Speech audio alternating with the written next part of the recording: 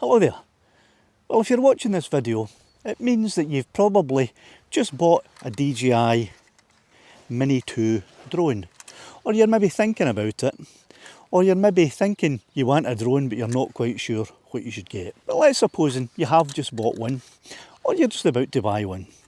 This video is going to show you a few of the things that you might consider doing on your very first flight. And there's a few things that you should do before you come out on your first flight. I suggest that when you're in the house, power up the DJI drone, power up your RC controller, make sure you've downloaded and installed the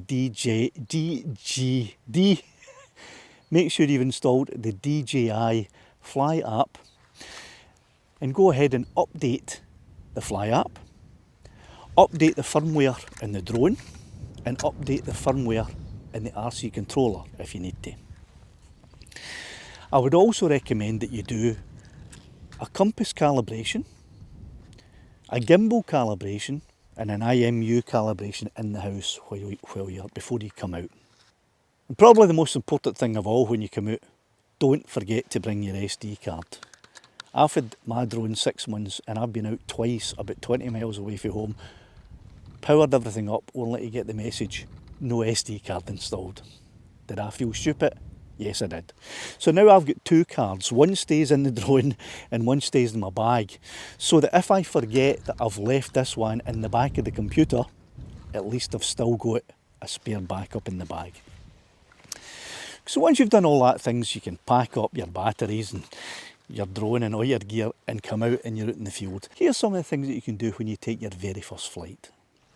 So now you're out, you've got your controller and you've got your phone or your iPad or your tablet or whatever connected up to it, and you're about to fly for the first time. So before we start, there's a few things about the control.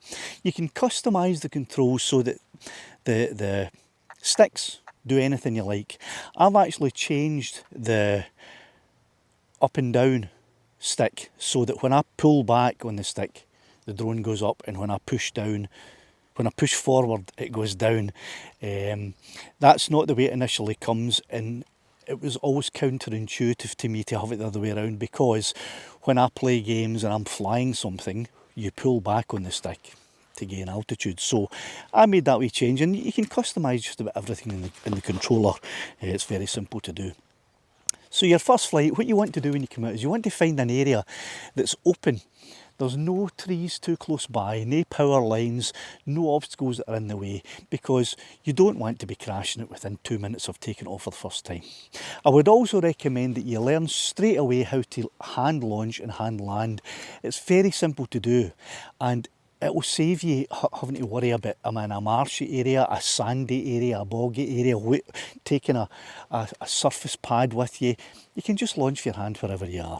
So all you have to do is turn the RC controller on, turn the drone on, make sure you're connected, and it'll tell you you can fly. So all you need to do is press down the takeoff button and hold down takeoff, and it will take off just like that. Now,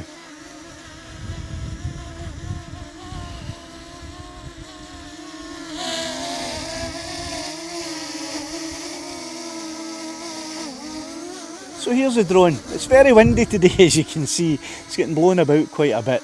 So there you are. Now the first things you want to be doing really are learning how to just go left, go right, go up, go down, rotate left, rotate right, and that's it. Those are the only motions that you need. Those are the individual movements. You can do things like moving it left and rotating it at the same time, or of course the opposite. And this is something that you can use if you want to rotate around about objects.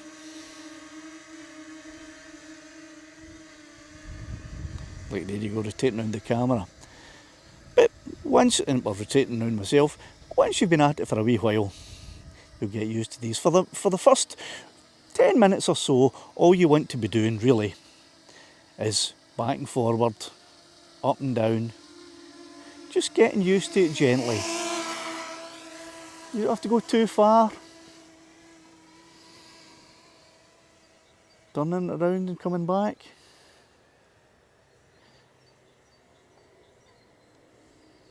And getting used to how much pressure you have to put, or how much pressure you don't have to put on the controls. It's very, very responsive. Now I'm going to show you how to do a hand landing here. Very, very simple. A lot of people say that you should face it away from you. Doesn't make any difference to me. I can land it facing towards me or facing away. But all you would really do is you would bring it fairly close to you.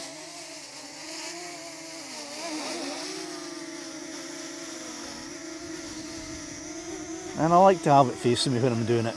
So you would have it fairly close. Now there's a sensor at the bottom. So when you put your hand underneath it, it's going to sense that and think it's the ground, and it's going to go up because it won't land unless you tell it to. But all you then do is just hold the down button and it'll land in your hand, as simple as that.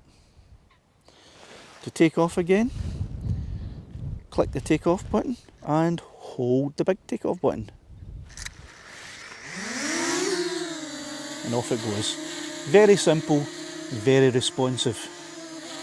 A great wee drone. You'll get 31 minutes battery flying time according to the DJI website. I've had 28 minutes regularly, and I bring it home with about 10-15% battery life in it, so you probably can get 31 minutes and maybe even a bit more. So, if you're thinking about getting it, it's a 4K camera, takes great photos, takes great video, very easy to fly. Happy droning.